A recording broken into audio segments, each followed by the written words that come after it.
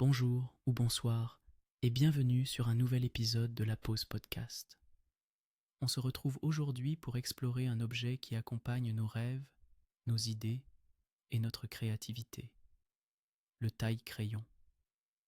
Imaginez-vous, un matin ensoleillé, assis à votre bureau, une tasse de thé fumant à la main, les rayons du soleil dansant sur les murs de la pièce, et devant vous, un simple ornement, un taille-crayon. Mais saviez-vous que derrière cet outil apparemment banal se cache une histoire fascinante ?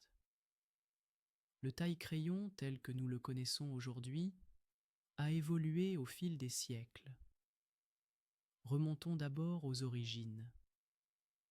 Dans l'Antiquité, les scribes utilisaient des pierres pour tailler l'extrémité de leurs outils d'écriture. Que ce soit sur des tablettes d'argile ou des papyrus, l'idée de rendre les instruments d'écriture plus efficaces remonte à des milliers d'années. Au XIXe siècle, avec la popularité croissante des crayons, la nécessité de perfectionner le processus de taille est apparue. C'est en 1828 que le premier taille-crayon manuel a été breveté en France. Cet outil simple, souvent en bois avec une lame de fer, permettait de façonner le graphite à la perfection. Les années suivantes ont vu l'apparition de modèles toujours plus ingénieux. En 1855, un autre inventeur français a proposé un taille-crayon à manivelle, rendant la tâche encore plus facile. Imaginez le doux crissement du crayon qui révèle sa pointe. Une petite symphonie de créativité qui s'ajoute à votre journée.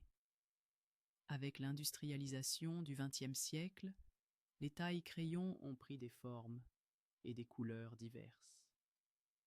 De l'aluminium au plastique, chaque matériau a apporté sa propre touche. Dans les salles de classe, ils sont devenus des compagnons fidèles des élèves, témoins des compétences de dessin, de mathématiques et d'écriture qui se développaient jour après jour. Aujourd'hui, même si nous vivons à l'ère numérique, le taille-crayon conserve sa place. Il est un symbole de notre désir de revenir à des méthodes plus tangibles. Prendre un crayon, le tailler, c'est un geste simple mais empreint de nostalgie. Alors, la prochaine fois que vous utiliserez un taille-crayon, prenez un moment pour apprécier son histoire. Pensez à toutes les mains qui ont façonné des idées, des rêves et des œuvres à travers son utilisation. C'est un petit outil, mais il porte avec lui le poids de l'imagination et de l'invention. Merci de nous avoir rejoints dans cet épisode sur l'histoire du taille-crayon. J'espère que cela a allégé votre esprit et apporté un sourire à votre journée. Prenez soin de vous et n'oubliez pas de faire une pause. À bientôt.